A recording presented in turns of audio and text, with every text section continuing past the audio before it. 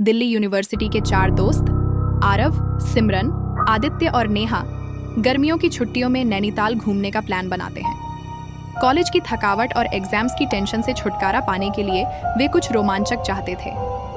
चलो इस बार कुछ नया ट्राई करते हैं, आदित्य ने कहा। मैंने सुना है नैनीताल में एक पुराना बंगला है जिसे लोग शापित हवेली कहते हैं। क्या कहते हो, एक रात वहां बिताते हैं? सभी हंसने लगे।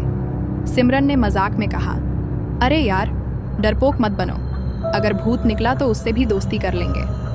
बिना ज्यादा सोचे उन्होंने उसी रात ट्रेन की टिकट बुक कर ली। चारों दोस्त नैनीताल पहुंचते हैं। झील की ठंडी हवा, पहाड़ों का सौंदर्य और लोकल लोगों की कहानियां, सब कुछ नया और रोमांच से भरा था। एक लोकल ड्राइवर गोविंद उन्हें होटल छोड़ने आया। आप लोग हवेली देखने जा रहे हो? उसने अचानक पूछा। हाँ, नेहा ने मुस्कुराते हुए जवाब दिया। वही पुरानी हवेली जहां कुछ हुआ था ना? गोविंद का चेहरा गंभीर हो गया। मैडम, वो हवेली मजाक नहीं है। वहां लोग गए और फिर कभी वापस नहीं लौटे। वहां रात को एक औरत रोती है, कहते हैं वो अपने बच्चे को ढूंढ रही है।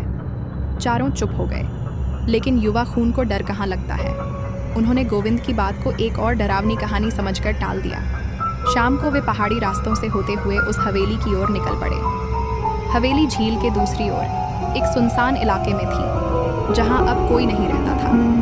हवेली पर पहुंचते ही उन्हें एक अजीब सी ठंड महसूस हुई, जबकि मौसम सामान्य था।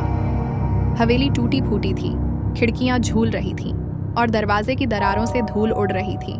जैसे ही उन्होंने भीतर कदम रखा, सिमरन ने फुसफुसाकर कहा, यहाँ अजीब सी बू है, जैसे कुछ सड़ा हुआ हो। नेहा बोली, डर मत यार, ये सब पुराने घरों में होता है। वे चारों टॉर्च की रोशनी में हवेली के भीतर घूमने लगे।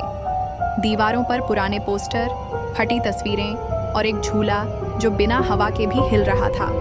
रात होते होते सबने अपने मोबाइल की फ्लैशलाइट ऑन रखी। हवेली की छत पर जाकर उन्होंने कैंपिंग की तैयारी की। मज़े में बैठकर गिटार बजाया, गाने गाए और डरावनी कहानियां शेयर करने लगे।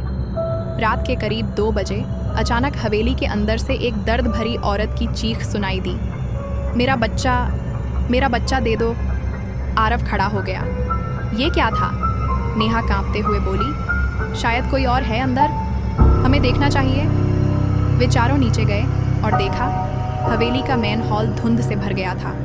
वहाँ एक परछाई दीवार के पास खड़ी थी। एक औरत सफ़ेद साड़ी में, उसके बाल चेहरे पर लटक रहे थे और वह जोर जोर से रो रही थी।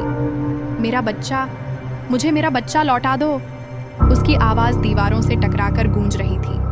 आदित्य ने डरते हुए टॉर्च उसकी तरफ घुमाई, पर वो गायब हो गई। वे भागकर दरवाजे तक पहुंचे, लेकिन दरवाज़ा अंदर से बंद हो चुका था। किसने बंद किया दरवाज़ा? हमने तो बाहर से ताला नहीं लगाया था, आरव ने चीखते हुए कहा। खिड़कियां भी खुल नहीं रही थीं। हवेली अब किसी और की पकड़ में थी। चारों अलग अलग कमरों में भागे, लेकिन हर जगह वही सफ़ेद साड़ी वाली औरत उनके सामने आती रही, कभी खून से सने हाथों के साथ, कभी दीवार पर उल्टा लटकती हुई। सिमरन बेहोश हो गई। नेहा को महसूस हुआ कि उसके हाथ पर किसी ने नाखून से खरोंच मारी है। दीवार पर खून से लिखा था, तुमने उसे मारा है। किसे मारा? नेहा चिल्लाई, लेकिन कोई जवाब नहीं आया, सिर्फ हंसी, एक डरावनी गूंजती हंसी। सुबह 5 बजे जैसे ही पहली किरणें हवेली की दीवारों पर पड़ी, दरवाज़ा अपने आप खुल गया। गोविंद उनकी तलाश में वहां आ चुका था। सभी किसी तरह बाहर भागे। गोविंद उन्हें देखकर बोला, मैंने कहा था वहां मत जाना। सिमरन अभी भी बेसुध थी। उन्हें पास के मंदिर में ले जाया गया, जहां एक वृद्ध पुजारी ने उनकी बात सुनी। पुजारी ने कहा, वो आत्मा एक महिला की है जो 50 साल पहले अपने बच्चे के साथ इस हवेली में रहती थी। उसका पति गायब हो गया और गांव वालों ने उस पर काला जादू करने का आरोप लगाया। भीड़ ने उसके बच्चे को छीनकर उसे मार दिया। तब से उसकी आत्मा वहीं भटक रही है, अपने बच्चे को खोजती हुई। जो भी हवेली में रात बिताता है, उस पर वो अपनी पीड़ा थोप देती है।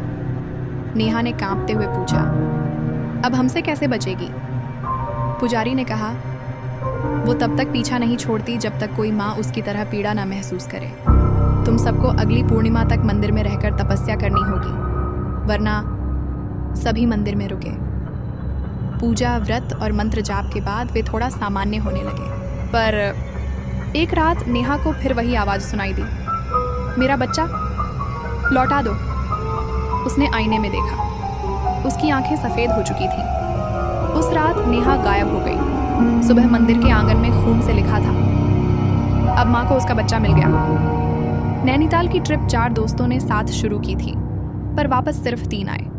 हवेली अब भी वही है, झील के उस पार, जहां एक माँ अपनी पीड़ा में हर अजनबी से पूछती है, क्या तुमने मेरा बच्चा देखा है? अगर आप कभी नैनीताल जाएं और झील के उस पार सफ़ेद साड़ी में कोई औरत दिखे तो पलटकर मत देखिएगा।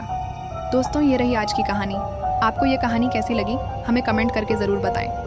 कहानी पसंद आई हो तो वीडियो को लाइक करें और चैनल को सब्सक्राइब करें। इसी तरह की कहानी सुनने के लिए हमारी हॉरर प्लेलिस्ट को भी चेक करना ना भूलें। अगर आपके पास कोई हॉरर कहानी है तो हमें हमारे ईमेल एड्रेस पर भेजना ना भूलें। हमारा ईमेल एड्रेस fizi598@gmail.com है। जल्दी मिलते हैं एक नई कहानी में। तब तक अपना ख्याल रखें। धन्यवाद।